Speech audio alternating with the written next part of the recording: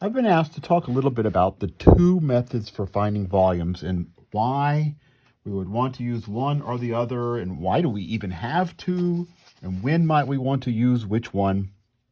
I'm going to start with this example. This is a real easy one. This is the function y equals the square root of x.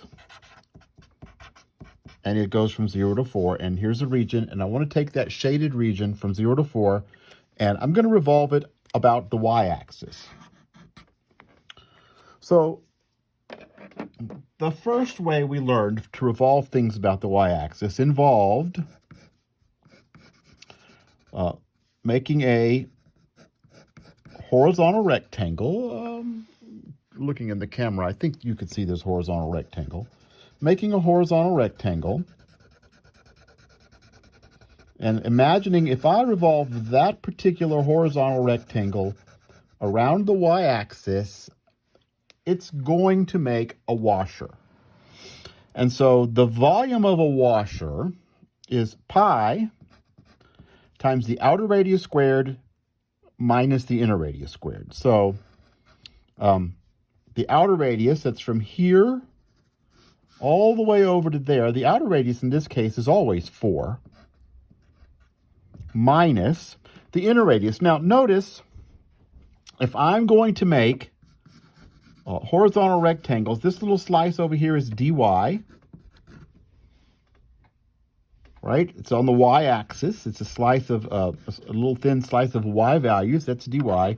So I need this function to not be y equals the square root of x. I need it to be a function of y. And if I square both sides, I get x equals y squared. So there's the function in terms of y. X is y squared. So the inner radius is the function from here to there. That's the function of y. So it's y squared squared. Pi, outer radius squared minus inner radius squared times the height of the washer. That's dy. And then we want to integrate that. Y ranges from 0, and the largest y value is right here. That y value is 2. Right, and if I, let me see, that's pi, integral from 0 to 2 of 16 minus y to the 4th dy. What I'm going to do right now is throw that integral into Wolfram alpha and see what it tells me. Wolfram alpha,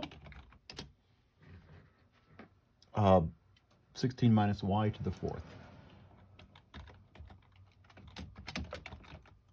Integral of 16 minus y to the 4th from 0 to 2. I'm pretty sure it's 128 pi over 5. It is. I get 128 pi over 5 when I throw that into Wolfram alpha. And that is revolving this region around the y-axis. Now, we also learned to revolve that region around the y-axis, we could use a totally different method. We could look at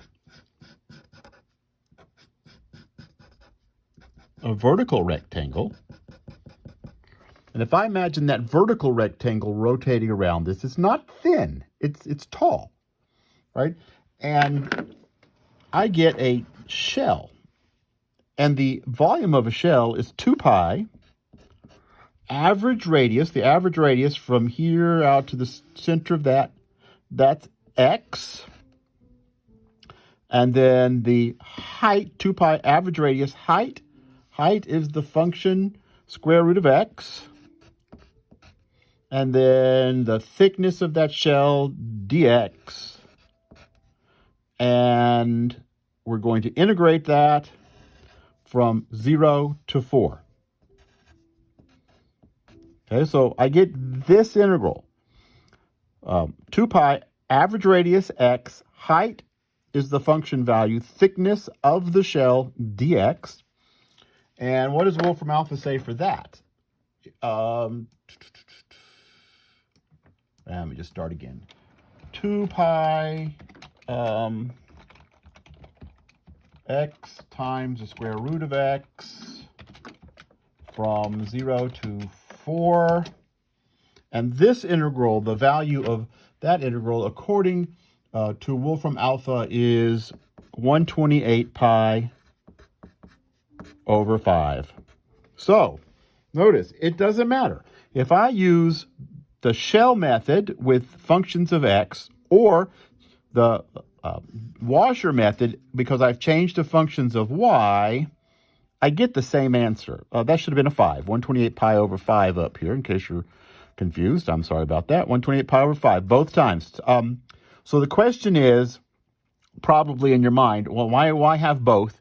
Why not just always use one or the other? I'm going to put up a second video that will explain that.